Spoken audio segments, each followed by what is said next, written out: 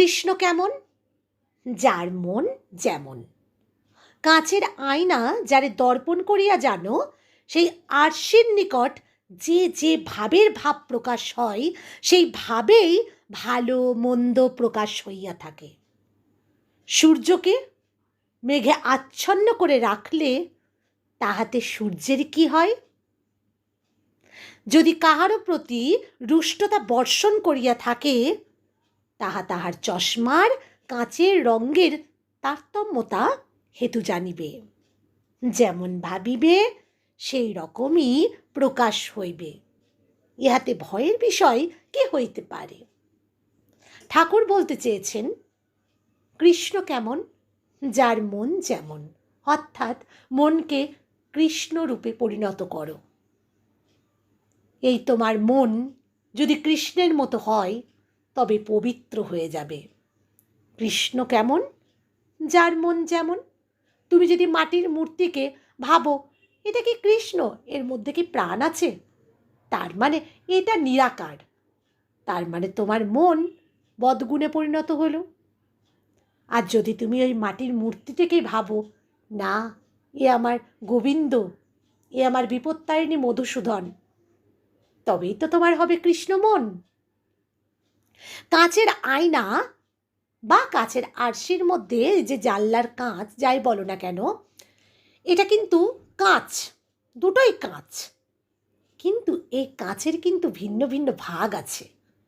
কিন্তু আমরা আয়নাকেও কাঁচ দেখছি, আয়নাতেও কাঁচ দেখছি, আবার জানলাতেও কাঁচ দেখছি। তাহলে কিন্তু ভাগটা আলাদা, ভাবটা আলাদা। আমরা ভিন্নভাবে দেখছি, ভিন্নভাবে ফুটিয়ে তুলছি।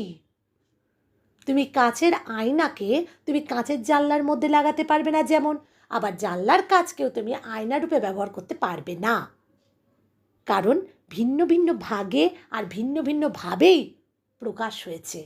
তাই ঠাকুর বলতে চেয়েছেন, কৃষ্ণ কেমন? যার মন যেমন।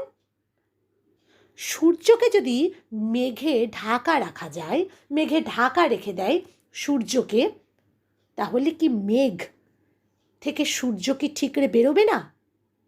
একইভাবেই থেকে যাবে না। তাতে ভয় পাওয়ার কি আছে? মেঘ যখন সরে যাবে, সূর্য আপনা হতেই ঠিকরে বেরিয়ে পড়বে। যদি তোমার কারোর প্রতি রাগ হয় আর তুমি যদি চশমা পরে থাকো, সেই চশমার তরঙ্গের মধ্যে দিয়েও কিন্তু তোমার রাগটা প্রকাশ হবে। তাই এখানে বলতে চেয়েছেন, একমাত্র ভগবানের নিকট নিরপেক্ষ ঘর, সহিষ্ণুতার দ্বার। তুমি ভগবানের কাছেই তোমার সব কিছু অর্পণ করা যায়। ভগবান হচ্ছেন নিরপেক্ষ ঘর, তিনি কারোর পক্ষেই থাকেন না, তিনি নিরপেক্ষ, সহিষ্ণুতার দ্বার।